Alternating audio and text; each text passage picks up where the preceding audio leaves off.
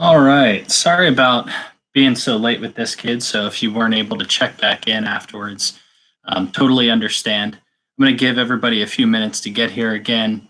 We are running a little bit late today. Working from home has definitely had some interesting moments.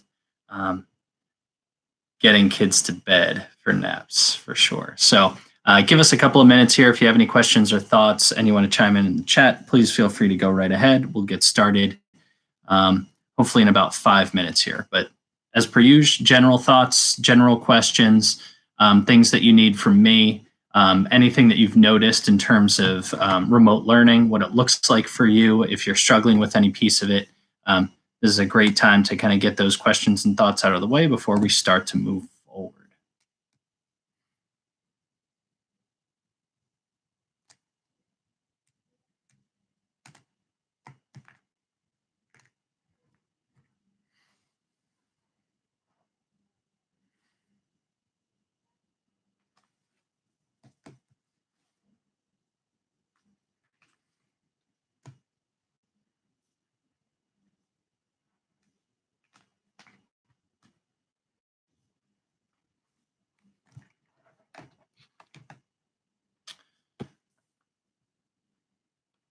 Hopefully your week has continued to be on the positive side of things. I know that we've tried to stay as busy as possible. The weather's been a little bit better this week, which has been nice, been able to go out for some walks.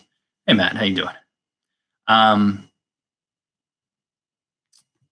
Been able to go out in the backyard, hit some golf balls around, that kind of thing. Social distancing, of course.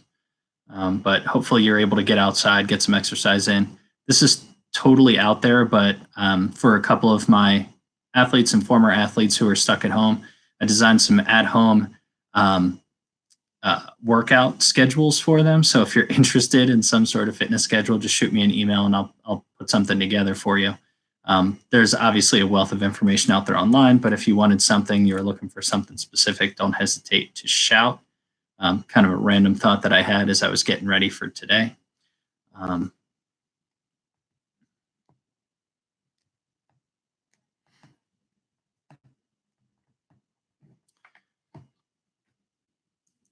Hopefully, if you have little siblings, you aren't having too many issues with them. I know that, again, having two younger sisters, I know what that can be like, but hopefully you're doing all right.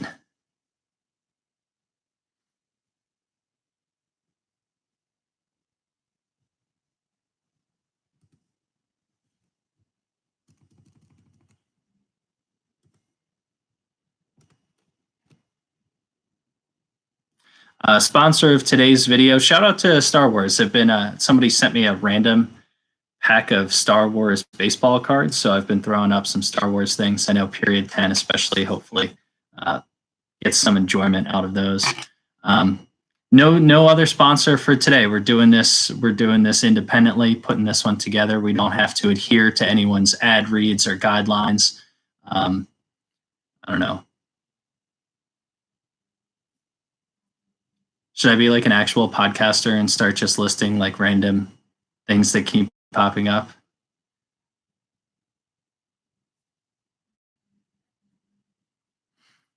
Shouts to Audible for sponsoring today's episode.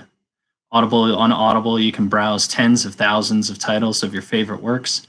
They have them read to you by professionals. Great voices out there. Right now, I'm in the midst of Guns, Germs, and Steel by Jared Diamond. But shout out to Audible for all of our audiobook needs here at the Slim household. All right, so I'm going to go ahead and get started here. Let's start by talking about what you did with Ernest Renan's speech. I want to spend about 10 minutes here talking about Renan's speech. We can talk about the questions to start to give us a basis, and then I'll kind of branch out from there. I know you may not have done these already. That's okay. But please do make sure that you complete your questions and submit those. Again, you don't have to make a copy of it. Once you click on the discussion and click on the template, it automatically adds it to your Google Drive. And then all you have to, you can even leave it open and come back to it later. and then from there, you can submit it directly from there. So that's probably the best way to go about it. But I'm just going to pull up the speech and the questions very, very briefly here.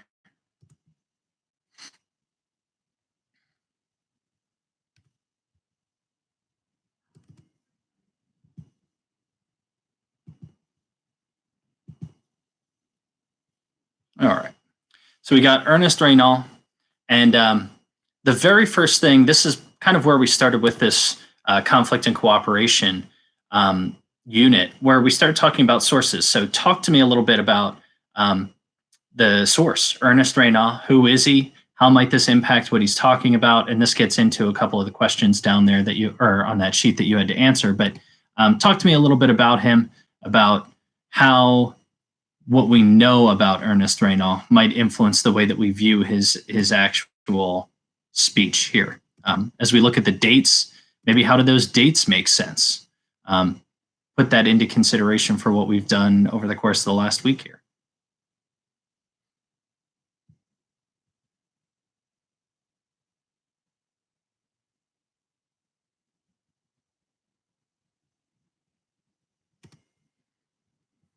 Okay, nationalism for sure, right? What's the title of our speech here?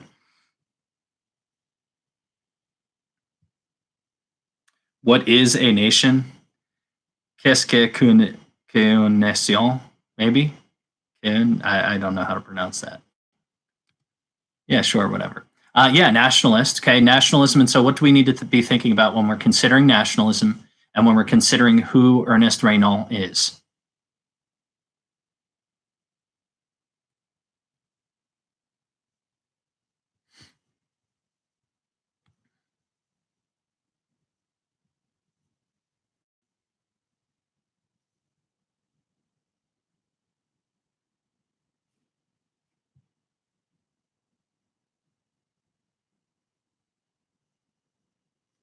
French Revolution, not necessarily French Revolution. Let's take a look at the years. So French Revolution, really 1799, 1801, whenever Napoleon truly assumes control, consul versus emperor. And then he's gone 1815. So this one is 1882, March 11th, 1882. So contextualize that, put that into some immediate historical context for us. What's going on that might be impacting Ernest Reynal or impacting the arguments that he's making in here?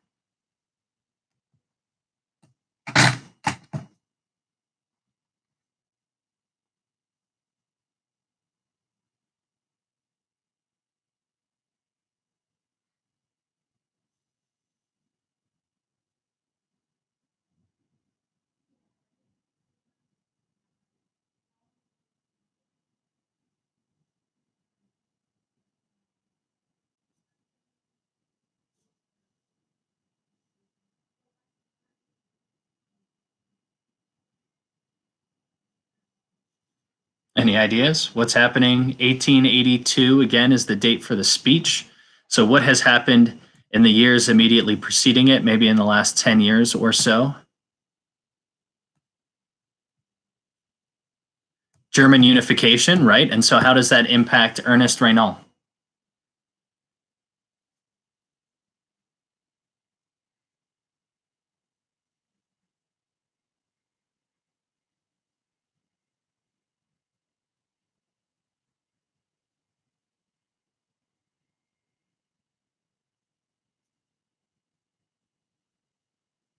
How might German unification be impacting Ernest Reynal, a Frenchman who is writing this speech and giving this speech? He's giving this speech in Paris at the Sorbonne, Institute of Intellectuals and Higher Learning.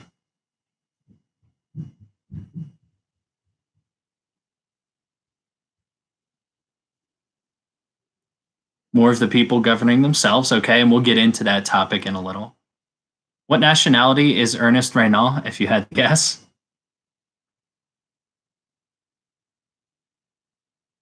You shouldn't have to guess. It's literally written right there.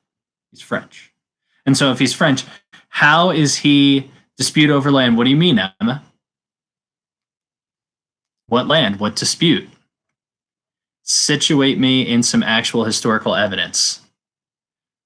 Otto von Bismarck takes these German-speaking territories from France. Which two territories? Alsace and Lorraine. So we're talking 1871, ended the Franco-Prussian War. Alsace and Lorraine are now a part of it. And as a result of all of this, Ernest Renan then delivers this speech.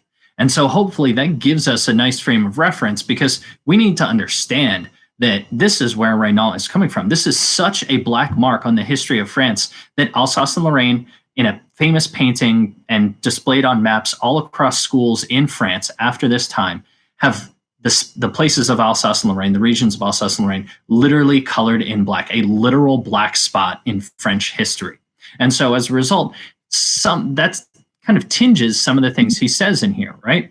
Let's look at, we'll go to the questions here that you had to complete as a way to kind of start to go through some of this. So let's start in paragraph 1. How does he describe a nation? What is a nation is the title of the speech. And what does Renan say that a nation is? Many of you who are already submitted, you're right on target with all of this, but give me like a 3-word or 3 to 5 word thing. Just throw it in there in the chat. I'll give you about a minute or so. What does Renan say that a nation is?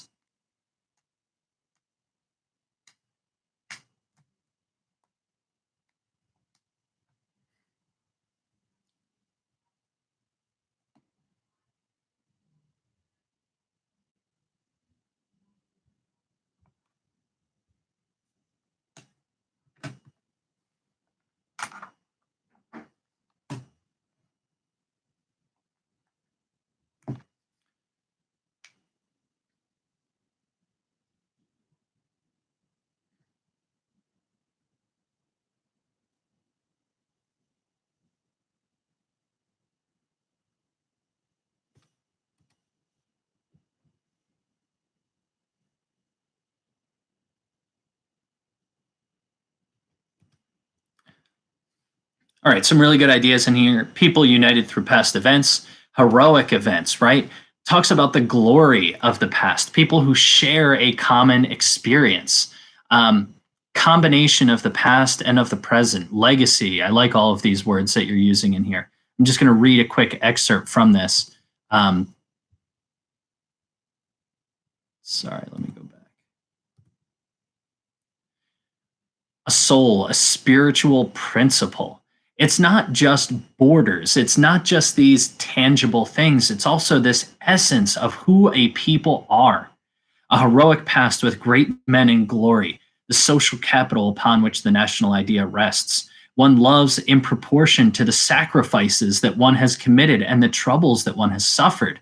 We are what you were. We will be what you are. This idea that a nation is this existential idea of a person and personality, as opposed to just a collection that is ordered to do a certain thing by a government. He notice in that first paragraph, he doesn't talk about government at all in relation to a nation. It is all of these ideas, this, and if you think about where France has come from, this makes a lot of sense, right? He's driven by these ideas of their nation and pride in their nation. And if you're there receiving this speech, if you're there viewing this speech, you're probably a little fired up. You're a Frenchman, you're in the Sorbonne, and you're listening to the speech and you're incredibly excited, and he's speaking music to your ears, right? Remember 10 years ago, we're dealing with this extremely embarrassing Franco-Prussian War, but guess what? We are more than that. We are more than just what we are at this particular moment. We are the shared experiences that we have had as people. And that's a really interesting idea. And that's something that ties really, really closely in with what we know about nationalism. There's a nostalgia associated with nationalism. If you think back to your 19th century isms chart, the idea that nationalism is a prideful look back at the way things were. It's a glorification of the past. It's a glorification of those shared experiences. And then we move on to question number 2. And question number 2 asks us, okay, well then in paragraph 2, Renan goes on, and he hints at this earlier, this idea of suffering. Shared suffering unites more than does joy. So again, he's talking about a collection of people here, not just one individual person. He's saying that shared suffering unites more than does joy. Um, Whether you agree or disagree, I asked you to kind of specify an example. What are some thoughts? How does this apply to the concepts of nationalism that he's talking about here? This idea of shared suffering. Give me some examples of this happening.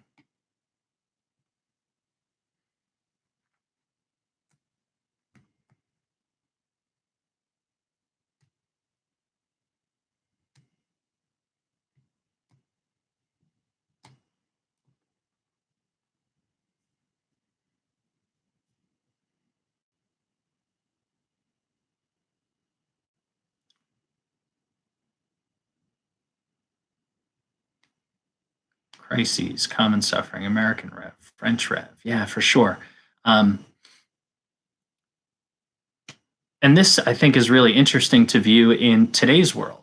Right now, every nation around the world is dealing with um, COVID-19, and as a result of this, there's a sense of people stepping up to the plate. Right, there are good stories that come out of times of crisis, and believe it or not, it's actually Otto von Bismarck, the man himself, and he says, never let a good crisis go to waste. I'm paraphrasing here, and also I don't speak German. Never let a good crisis go to waste. Because again, what does he want to do? He wants to unify. And what better way to do that than through nationalism, the idea of pride in your nation? Here's this horrible thing that has just happened. But guess what? We're going to be stronger as a nation on the other side.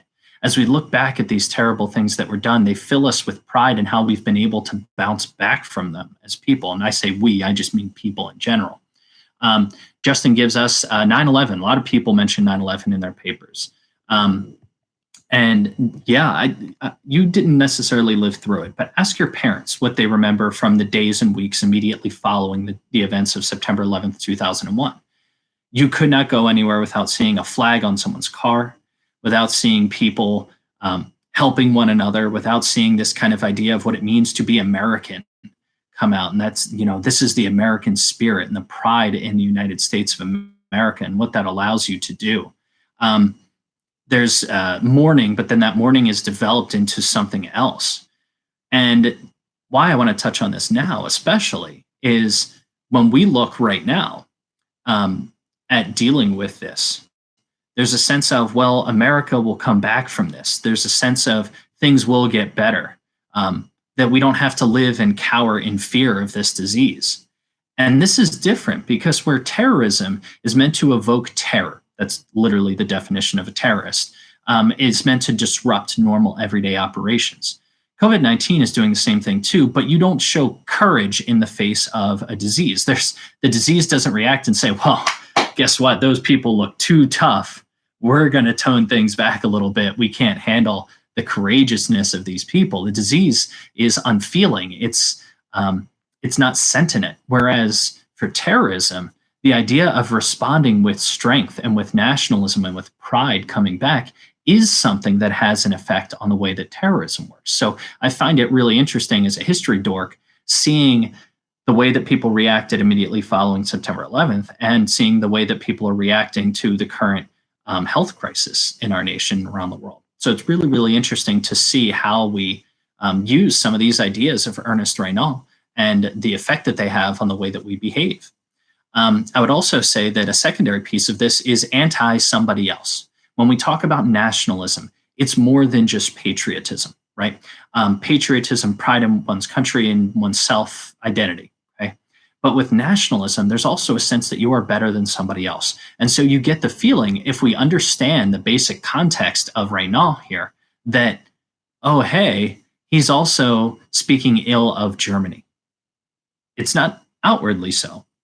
And we'll get more into this in just a second. But it is, hey, as a reminder, yes, they beat us in that war, but that does not mean that they are better than who we are as Frenchmen. And we saw this on September 11th as well. I can distinctly remember Islamic-owned, Muslim-owned shops being broken into, having rocks thrown through them, vandalized. There's an event that sticks out so clearly in my mind, and it actually almost repeated itself I guess it's 2 years ago now. Um, there was a Sikh man in the South Hills, and Sikhs. If you think back to what we did with religion, they have the traditional turban on their head and the Sikh emblem on the front. And this ignorant gentleman believed that this man was Muslim, and so that gave him the right to react negatively just because he believed this man to be Islamic. And we had physical violence in the days after 9/11. The association of anyone of um, the religion of Islam or anyone who looked like the religion they practiced, the religion of Islam, um, was physical violence actually took place. So there is a nasty side to nationalism. And so when we look at things historically in terms of what nationalism is, we also have to look at not just puffing yourself up. Like we had this incredibly shared suffering event of negative feelings that we're coming back from, but also the actions of those people and how they deal with the others, how they deal with people not from that individual nation. So it's really interesting to see Renan talk about this in the 1880s following a historic event in Europe, and then how we look at things today. So I'd encourage you to consider the way that Renan describes all of this as the coming weeks and months go by in terms of different nations' reactions to the coronavirus. Um, let's stop there and give you pause for thought. Any comments, any additional things that you want to mention that you think are good to bring up here? But I think this is one of my favorite primary source readings that I do in my themes class because it really gives us the opportunity to look at an actual historical event and yet still be able to see some of that history being borne out into post World War II. Somebody mentioned, yeah, when you talk about the greatest generation, that's an actual phrase that is used to describe the men and women who were born and fought and participated in the activities around World War II. And I think that that's very, very interesting. Perspective kind of matters in immediate historical context, but yet these themes seem to be eternal.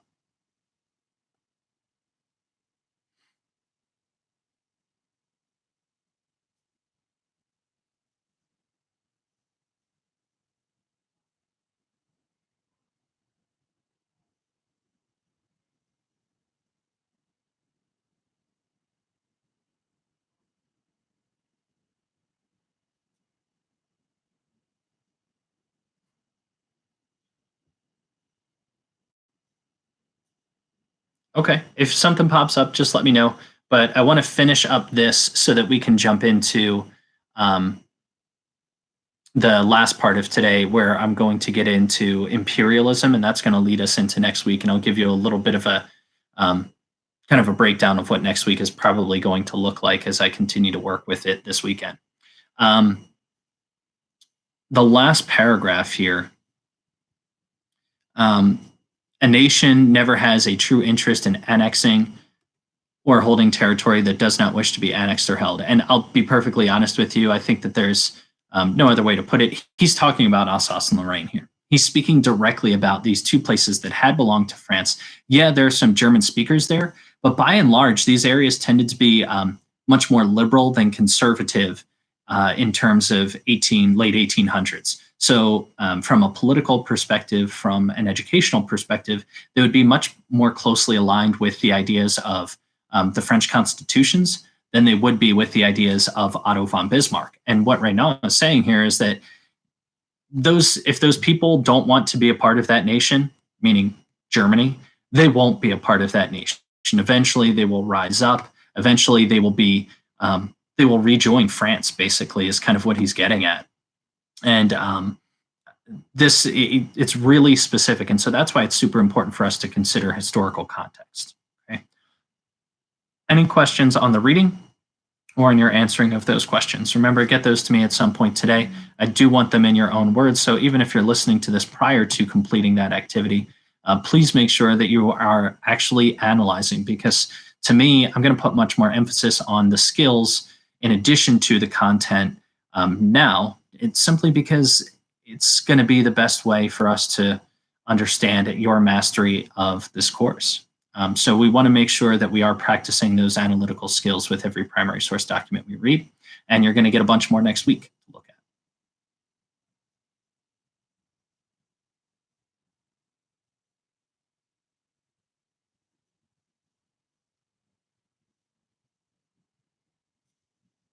Okay, so let's talk imperialism. I do have an imperialism lecture that I'll be posting for Monday's activity, but I wanted to give you just a little bit of a reminder and a refresher because the age of exploration is going to help to lead into the age of imperialism.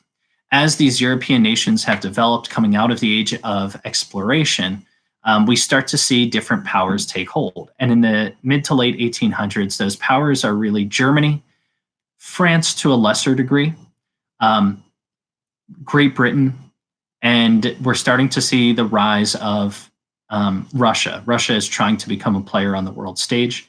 And then we're still seeing the remnants of the old Austrian Empire kind of exist. It's still slowly starting to die off, as is the Ottoman Empire. Worldwide, we're talking about China and the rise of China from a manufacturing standpoint. We're also talking about Japan, the rise of Japan as an imperial power, meaning want to expand its territory as well. And then finally, the United States. We have to talk about the United States at this point and its role as a world imperial power.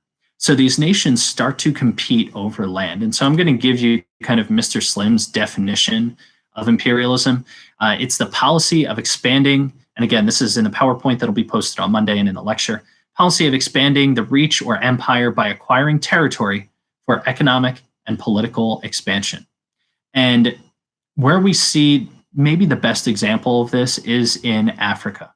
At this point, now becoming more and more aware of not just the coastline of Africa, but also inland Africa, has led these European nations to say, this is an area that we can expand to and gain raw materials to continue to produce goods from our own nation, thanks to the Industrial Revolution. These are also places that are less technologically advanced compared to us. So taking them over shouldn't be a big deal, except for, Italy. And then the third piece of it is, and by the way, these people are less than we are. And so part of the reason that we're going to these nations is to spread the intellect, spread the overall intelligence, spread what we have learned to these lesser people. And that's a really kind of an interesting justification during the age of imperialism. And so we're going to be getting into that a little bit. So that's kind of like the very, very brief overview. Again, I will be posting a lecture video. It might be 2 lecture videos that I had previously created, and I just throw both of them up there. But they're going to help guide you into the finer points of imperialism. They'll take a look at maps, specifically what areas we're talking about. And I'm estimating about a week and a half to get us through imperialism. So what are we going to cover in here? We're going to cover, number one, how these European nations and Japan enact concepts of imperialism around the world. So that's Southeast Asia especially, that's China, and that's in Africa are going to be the places that we're going to concentrate on. We'll talk about the causes of this and how and why this happens. We'll look at some specific primary source documents and how people viewed imperialism during this time period. We'll look at how people justified it and said, no, this is not immoral. This is okay, what we are doing. And then finally, we'll look at some poetry. We'll take a look at some poems that help us to understand people's perspectives on imperialism. And then there's going to be a small essay based around all of the documents that we cover in this next week and a half. And again, I say small essay like 3 paragraphs, not necessarily a full 5-paragraph essay, but we're still going to concentrate on those skills that we've been hitting over and over again: contextualization, thesis statement, using evidence to prove a particular point, and then complex understanding, how we're going to be able to use those things. I have it in the back of my head that I want to do a Google Doc discussion where for about a half hour, I post a Google Doc. I'm going to ask all of you to check in at some point on that Google Doc to have kind of a running conversation, and then I'll be monitoring that Google Doc and guiding you through it. And then we'll use that as kind of a discussion where we can have a back and forth as well as we move through imperialism.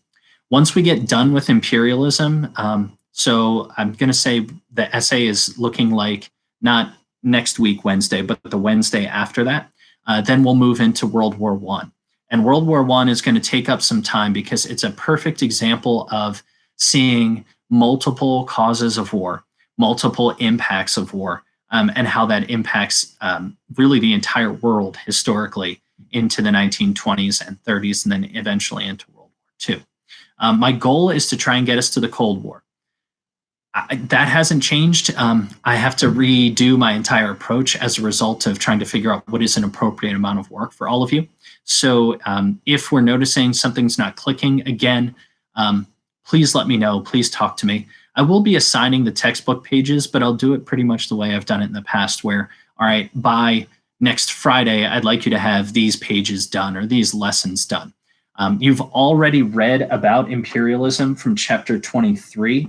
I can give you that info in just a second here.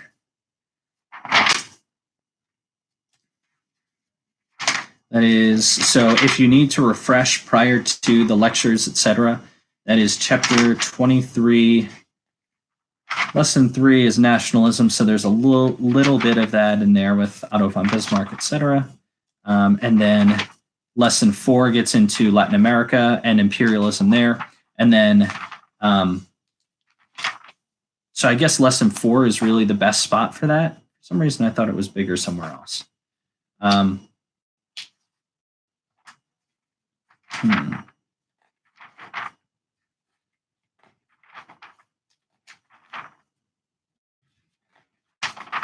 I guess 3 and 4 are going to be our best spots, lessons 3 and 4 from chapter 23. Unless somebody finds it somewhere else, let me know and I'll make note of that. I'm not going to get too much into 24 except for Marxism for the most part. We already dabbled in chapter 24 when we talked about the different isms. So I think that that's a piece of what we're already doing. Let's see. Oh, sorry. Chapter 25 is going to be the reach of imperialism. So I am going to assign some textbook pages here to help give you some background moving forward. One other thing that I am going to take some time in, I think there's a tendency in courses like this, and somebody actually threw this into the 60 Seconds with Slim document. For some reason, yesterday's didn't post, and I'll post today's later, but I'll post both of those at some point. Make sure you subscribe. Why does everything seem European-based? And I think there's a tendency for us here in the United States and in Europe as well to say, oh, imperialism is a one-way street. They came in, they took over, they were more advanced, end of story. So what I am going to spend some time on is taking a look at responses to imperialism from these different nations that have European nations coming in. I think that'll give us a nice look and see how nations attempted to resist imperialism. And that's probably what I'm going to build the Google Doc discussion out of towards the end of this mini unit. So keep an eye out for that.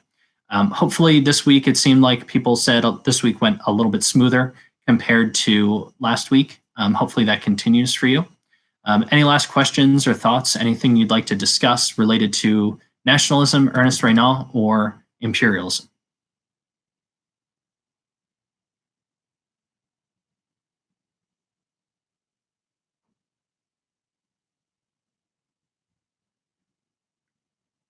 Okay.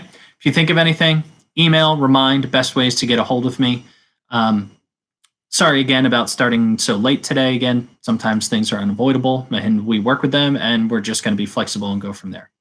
What I would say also is it is Friday, so enjoy your weekend. Please be safe. The world is, in fact, a dangerous place. And if you need anything, please do not hesitate to let me know. Oh, Sage, that's a shame. You had a good grade in here. You had a good grade, and then it just plummeted as a result of one comment on a YouTube video. Just sad, really. Feel for it, but you know what? Natural consequences. That's what happens. Bye, kids. Have a great weekend, and please relax and stay safe out there.